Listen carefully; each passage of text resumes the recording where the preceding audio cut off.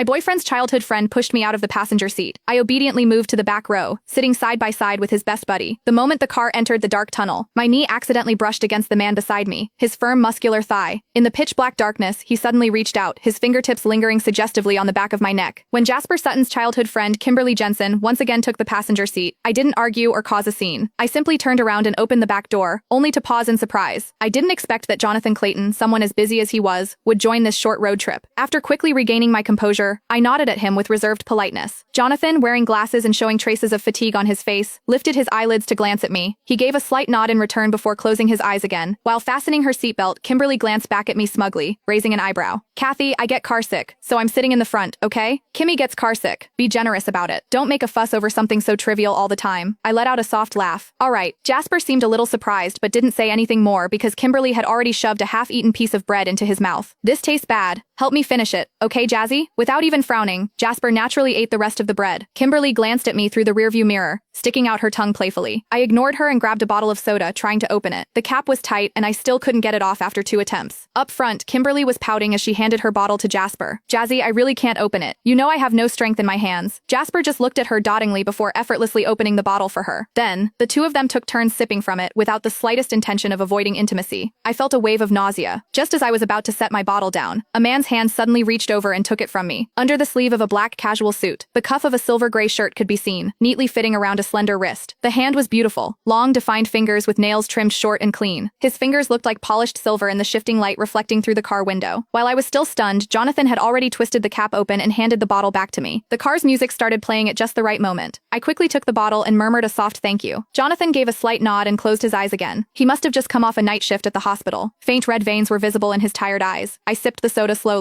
The car had merged smoothly onto the main road. Kimberly's birthday was coming up, so Jasper organized this short road trip to celebrate. About 7 to 8 of us were in 3 cars, heading to a hot spring resort 100 miles away. Not long after we started driving, Kimberly practically glued herself to Jasper's side. The music was loud, making it hard to hear what they were saying, but they were clearly enjoying themselves. Lately, Jasper and I have had several unpleasant arguments because of his inappropriate closeness with Kimberly. He promised to be more mindful next time. But whenever he saw Kimberly again, that promise vanished into thin air. Suddenly, everything felt meaningless to me. I lowered my head, chuckled to myself, then turned to look out the window. The mountain roads twisted and turned,